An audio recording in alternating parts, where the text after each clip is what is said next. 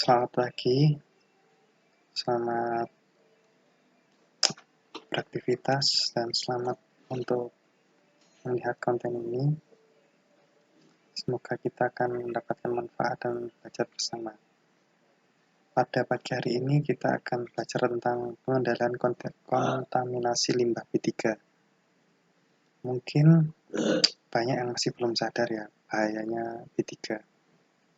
B3 itu adalah limbah beracun yang dapat kita temui pada kehidupan sehari-hari maupun pada saat kita bekerja, bahkan mungkin di lingkungan sekitar kita itu banyak sekali limbah B3.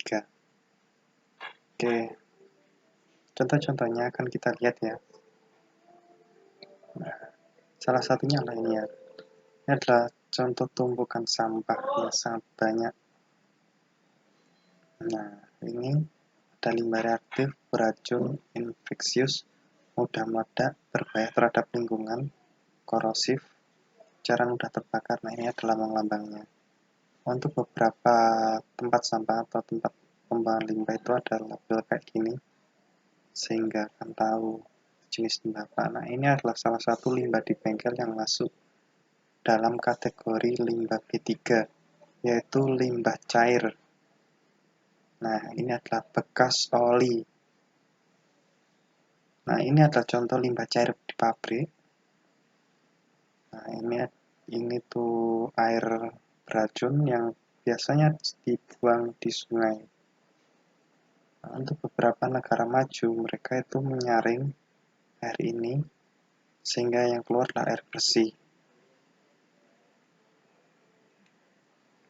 Nah, ini contoh penumpukan sampah yang sangat meresahkan warga sehingga akan mengganggu aktivitas sehari-hari, bahkan mengganggu lingkungan dengan bau yang tidak sedap dan beracun bagi ekosistem yang ada di sana. Oke, sumber-sumber kontaminasi limbah B3 ada 3: industri manufacturing, lalu penghasil B3 skala kecil, dan limbah rumah tangga. Industri manufacturing itu seperti mungkin pabrik tebu, pabrik gula, itu biasanya ada limbah B3-nya. Terus masih banyak lagi kayak pabrik baja, itu air dari hasil pengelasan limbahnya itu dia itu beracun juga. Nah, namun walaupun itu beracun, industri biasanya akan melakukan pengolahan di mana air itu akan dibuat bersih. Jadi air keluar menggunakan sistem sanitasi itu akan diolah sehingga bahan-bahan berat yang beracun bagi lingkungan akan disaring. Oke. Lalu penghasil limbah B3 skala kecil dan limbah rumah tangga. Nah, ini manufacturing. Industri manufacturing itu limbahnya sangat besar. Nah, spend material, produk sampingan, lumpur dari unit pengolahan air dan gas buang. Nah, ini lumpur pengolahan air dan gas buang kayak punyanya genset, punyanya mesin-mesin besar, itu pasti ada. Lalu produk industri kimia, pencucian alat dengan bahan B3 tidak memenuhi spesifikasi pabrik, tumpah atau kebocoran tersisa dalam kontainer bahan baku atau produk kadaluarsa masuk dalam limbah B3. Penghasilan limbah B3 skala kecil, jenis penghasilan limbah B3 kurang dari 1 ton. Nah, industri dry cleaner, bengkel, cuci cetak, film, dan lain sebagainya. Nah, untuk bengkel ini seperti tadi yang saya bilang, bekas oli, bekas servis, dan limbah-limbah lain yang masuk dalam kategori limbah beracun itu masuk kategori B3. Nah, untuk rumah tangga ada kemasan pestisida, cairan pencuci alat rumah tangga, baterai, produk otomotif, bahkan sabun kayak sabun air sabun itu masuk dalam kategori B3. Nah, peningkatan pengetahuan pada masyarakat tentang B3 dan limbah B3, cara-cara pengumpulan dan pembuangannya. Ini adalah tindak lanjut yang harus kita lakukan agar limbah B3 itu di masyarakat berkurang. Mencegah kontaminasi, ya ada beberapa cara yang bisa kita lakukan. Upaya mencegah kontaminasi limbah B3 terdiri atas semua kegiatan yang ditunjukkan untuk mengurangi timbulnya limbah B3. Berbagai kegiatan yang umum dilakukan dalam konteks pencegahan kontaminasi. Minimisasi atau reduksi limbah. Jadi limbah itu digunakan kembali. Nah, reduksi sumber limbah, diversi limbah. Nah, untuk yang sering kita gunakan atau yang sering kita baca di jargon untuk penanganan B3 itu ada 3R, recycling, recovery, reuse. Atau mungkin kata-kata yang ada di balik recycling, reuse, recovery. Nah, yaitu pertama recycling, limbah-limbah itu kita recycling, recovery itu daur ulang, recycling pengolahan kembali, reuse. Nah, itu melihat apa yang bisa digunakan ya. Oke kan, kita bahas nanti. Lalu minimisasi limbah, waste minimization. Nah, minimasi limbah itu adalah pengurangan limbah, itu pencegahan kontaminasi dengan cara limbah itu yang awalnya banyak kita ubah menjadi lebih sedikit. Nah, dengan berbagai macam cara, yaitu merubah bahan baku ke dalam sistem industri, terutama dalam usaha mereduksi penggunaan bahan toksik. SDA uang semakin langka dan SDA yang tak terbarukan. Nah, mereduksi limbah dengan mengusahakan agar sistem industri lebih efisien dalam mengonversi bahan baku menjadi produk dan produk samping sebagai produk yang bermanfaat. Merubah rancangan komposisi serta mengemas suatu produk untuk menciptakan produk hijau atau produk yang ramah lingkungan sehingga meminimalkan bahaya terhadap kesehatan manusia dan lingkungan. Nah, merubah rancangan komposisi serta pengemasan ini lebih ke bahannya ya. Jadi lebih menggunakan bahan yang ramah lingkungan. Sederhananya itu awalnya bahan itu berbahaya, nah kita rubah menjadi bahan yang lebih ramah. Nah, banyak perusahaan sudah melakukan ini. Contoh mungkin industri plastik yang sekarang ini sedang dikembangkan atau sedang disebarkan, sedang disosialisasikan untuk menggunakan tas, bukan hanya menggunakan plastik saja, yaitu tas plastik, tas kresek gitu, sehingga tidak menambah jumlah limbah lagi, walaupun masih kadang orang itu masih menggunakan karena kan tidak membawa tas kain tadi.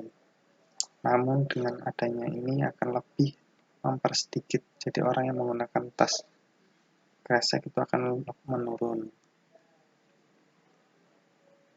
Oke, ini adalah skema ya, skema teknik minimalisasi. Teknik minimalisasi limbah itu pengurangan di sumber sama daur ulang. Kalau pengurangan di sumber itu penggantian produk, substitusi, konservasi, sama komposisi produk. Ini diganti, beberapa yang bisa diganti dengan yang ramah lingkungan. Lalu kontrol di sumbernya, yaitu penggantian bahan di sumber, penggantian teknologi, proses peralatan, pengoperasian yang baik, prosedur dan jadwal.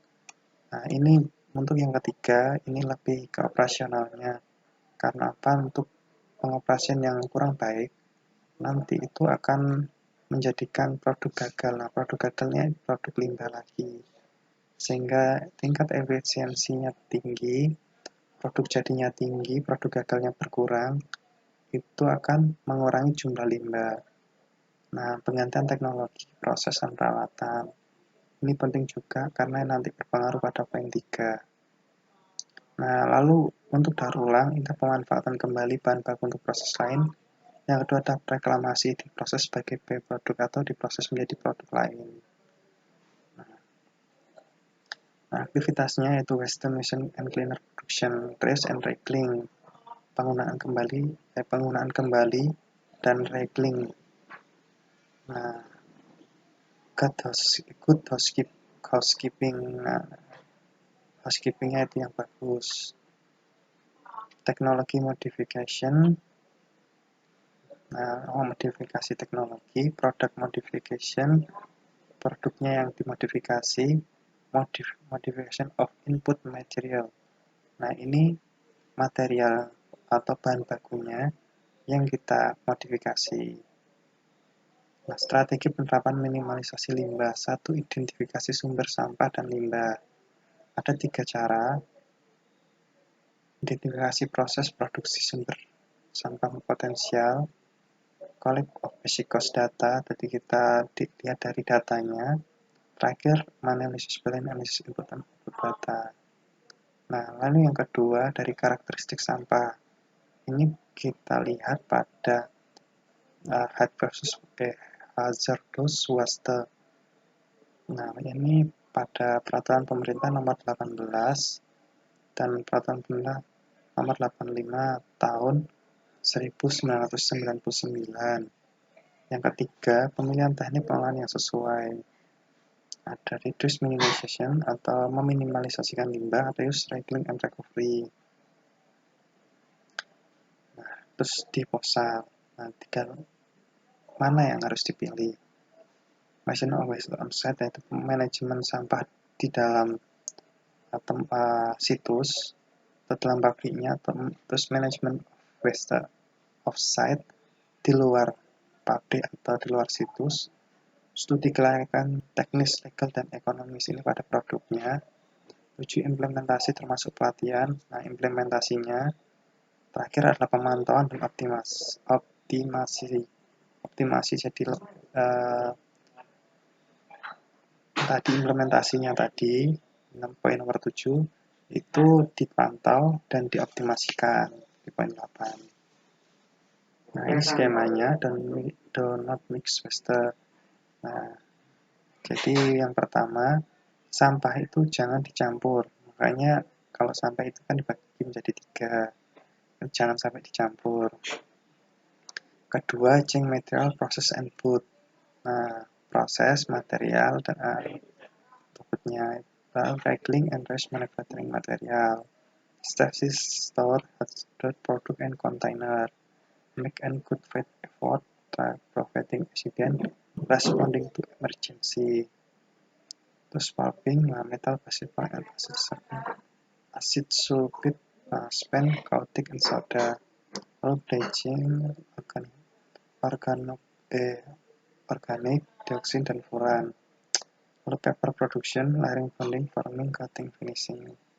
Oke. Raw material, sulfate, pulping, sodium sulfate. Nah, ini lebih jelasnya kalian baca sendiri aja ya.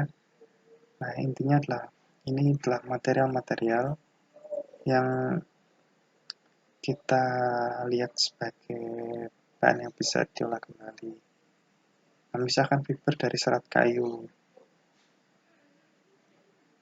Waste paper from paper production. Nah, ini sampah kertas dari produksi kertas. Ini adalah material-material sampah ya. From household. Oke. Selanjutnya, the basic chemical removal of ink from waste paper. Nah, ini berbicara tentang tinta. Nah, sampah tinta tadi. The enable this some chemical have to be used, mainly sodium hydroxide and hydrogen, dan lain sebagainya ini ya. Nah, hydrogen peroxide, chlorine bleaching, ini contoh sampah-sampah B3. Hazardous waste, spent corrosive waste gathered from the use of strong acid and base, and weight containing solvent and heavy metal. Nah, oke, ini masih tambah tentang sampah.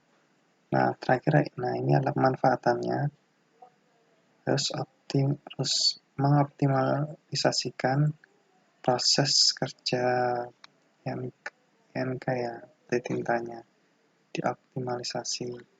Dengan pengoptimalisasi ini bahkan bisa meningkatkan cost kita. Jadi cost itu akan lebih sedikit dari dibanding sebelumnya, pemanfaatan cost kita.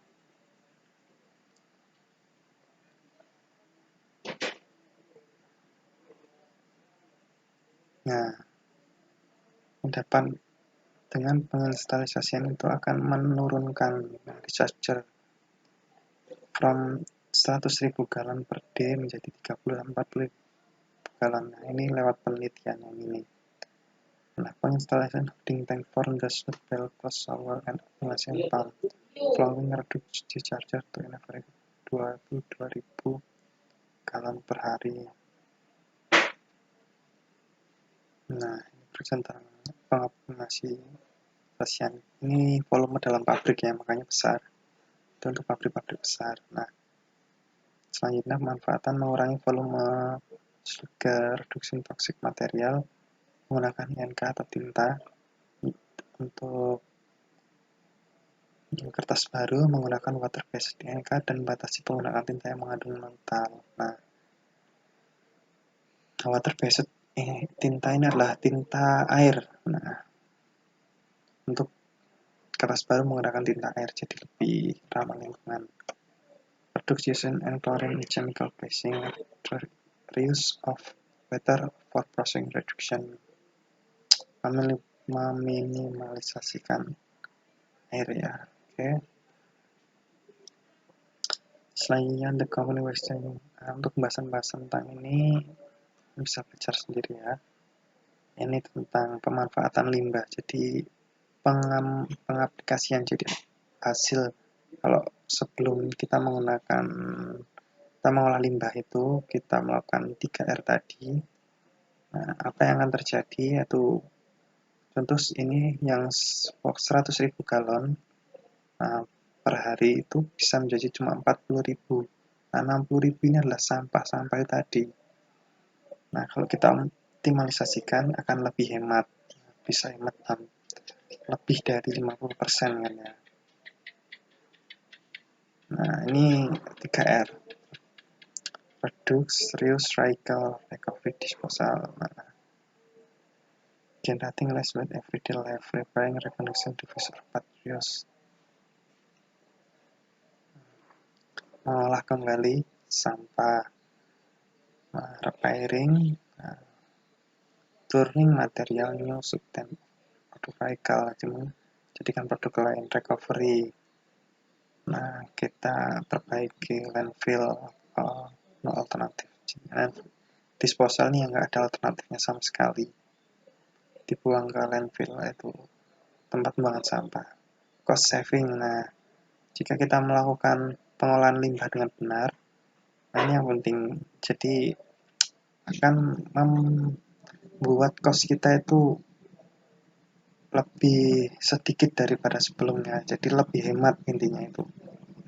Yang sebelumnya berapa akan turun menjadi berapa. Jadi akan membuat uang yang akan kita keluarkan untuk membeli bahan dan lain sebagainya itu akan lebih sedikit.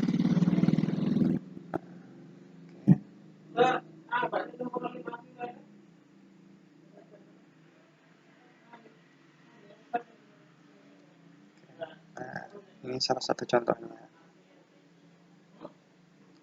Penanganan kontaminasi. Penanganan kontaminasi media lingkungan adalah upaya pemulihan kualitas lingkungan baik media tanah, pesisir dan perairan akibat terkontaminasi bahan dan limbah berbahaya dan beracun. Ciri khas dan karakteristik kegiatan penanganan kontaminasi adalah kegiatan yang bersifat relatif lama, jangka waktu relatif panjang, dan memerlukan biaya yang relatif besar. Hal ini disebabkan karena upaya pemulihan yang dilakukan haruslah memenuhi tahapan dan kaidah-kaidah ilmiah yang berlaku. Oleh sebab itu, mengukur perform kinerja dari kegiatan penanganan kontaminasi tersebut haruslah dilihat dari tahapan dan kaidah ilmiah tersebut. Nah, penanganan kontaminasi Amerika Serikat berdasarkan data statistik setiap tahunnya terdapat 1.300 sampai 1.400 contamination site superfund. Kalau di Indonesia itu kasusnya illegal dumping. Upaya pertama yang sangat penting dilakukan adalah menemukan penanggung jawab aktivitas ilegal tersebut. Upaya penanganan kontaminasi tidak dapat dilakukan cepat tepat sementara ekspor terhadap lingkungan terus berlangsung. Metode minimasi yang paling sederhana itu melakukan perbaikan dalam housekeeping. Nah, kedua, pelaksanaan housekeeping ini perlu dilakukan sosialisasi dan pelatihan kepada semua karyawan, staf maupun non-staf secara intensif. Nah, untuk biasanya di pabrik ya, akan dikenal 5R atau 5P atau biasa kita kenal sebagai 5S. Nah, kunci 5S, kalau 5S itu dalam bahasa Jepang ya. Oke, kan kita bahas dalam slide berikutnya, yaitu Seiri, Seiton, Seiso, Seiketsu, Shinketsu. Oke.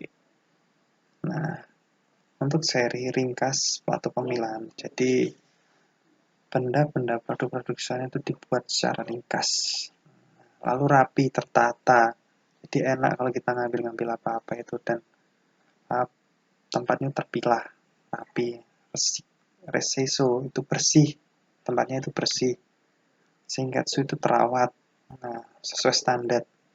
Shinketsu rajin atau pembiasaan, itu dibiasakan untuk menjadi memilah, rapi, bersih, dan sesuai dengan standar. Nah, ini sering kalau di pabrik-pabrik itu, bahkan itu nanti ada yang namanya pengecekan ya. Bahkan kalau kita dalam bidang otomotif di bengkel, itu akan ada pengecekan setiap 6 bulan sekali dari pusat, biasanya kayak gitu. Nah, ini contoh kalau kita lihat limbah di pabrik ya. Nah, itu tadi limbah cair. Pengambilan sampel kontaminasi B3 itu ada beberapa cara ya. Langsung menggunakan sampel itu. Oke, langsung kita lihat kriteria sampelnya, yaitu mewakili sumber limbah atau unsur lingkungan yang akan dipelajari, validitas hasil analisis tidak dilakukan, pengawatan sampel yang sesuai prosedur agar mutu sampel tidak berubah. Teknik pengambilannya secara sederhana, terkuantifikasi, dan sistematik. Oke, pembeda. Tabel perbedaan dan menentukan lokasi sampling.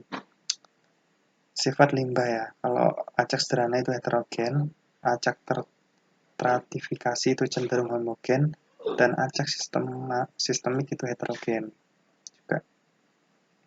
Informasi limbahnya, kalau acak itu tidak ada sama sekali, kalau acak stratifikasi itu sebagian ada, kalau secara sistematik tidak ada sama sekali, atau kadang sebagian ada. Nah, kalau metodenya dipilih secara acak semua lokasi yang terdapat limbah. Kalau kita secara acak ya. Kalau terstratifikasi dibuat stratifikasi berdasar karakteristik yang diketahui. Teratum diberi nomor, sampel diambil secara acak sederhana. Kalau secara sistematik, sampel diambil secara acak. Sampel diambil lagi berdasarkan interval ruang dan waktu tertentu. Ini ada 3 pembeda dari cara pengambilan sampel. Nah, pengambilan sampel saat atau grab sampel, pengambilan sampel campuran.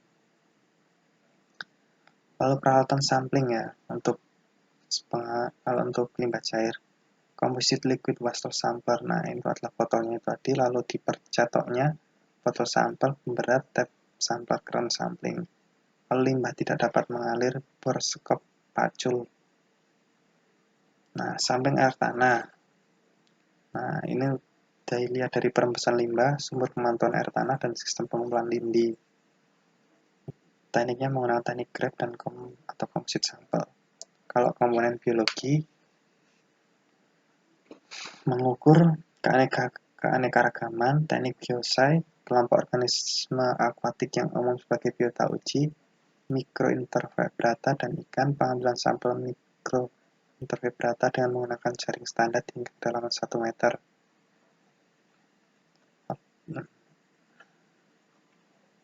Untuk kalau lebih dari 1 meter menggunakan Eggman Grab Sampler. pengambilan ikan di air dangkal dengan peralatan backpack electrofishing di perairan luar terbuka dengan jala. Oke, contoh-contohnya kalau di permukaan air dan laut ya, kayak gini. Nah, oke, metode analisisnya ada analisis pendekatan, yaitu penentuan karakteristik fisik kadar air, komposisi unsur, viscositas, dan lain-lain. Lalu ada analisis survei, yaitu menggunakan analisis mendapatkan deskripsi kualitatif mengenai kandungan utama bahan organik dan anorganik di dalam limbah. Nah, organik itu seperti GJ, TMS, HPJDIR, anorganik adalah ASN, ICAP. Yang ketiga adalah analisis terarah, yaitu metode analisis untuk mengidentifikasi komponen organik dari limbah serta menentukan konsentrasinya. Oke, terima kasih, semoga bermanfaat. Untuk pertanyaan dan komentar, bila ada salah kata yang saya ucapkan, saya mohon maaf. Dan jika emang ada yang salah, tolong dikomentari ya di kolom komentar mana yang salah, biar saya juga tahu yang salah yang mana, dan biar saya itu juga sama-sama belajar, karena di sini kita sama-sama belajar, biar kalau ada pengetahuan yang salah itu diluruskan, dan kalau ada pengetahuan yang benar itu diteruskan. Oke, terima kasih. Semoga waktu kalian pada pagi hari ini bermanfaat, dan selamat mengerjakan bagi yang mendapatkan tugas ini, dan terima kasih telah mampir ya. Oke.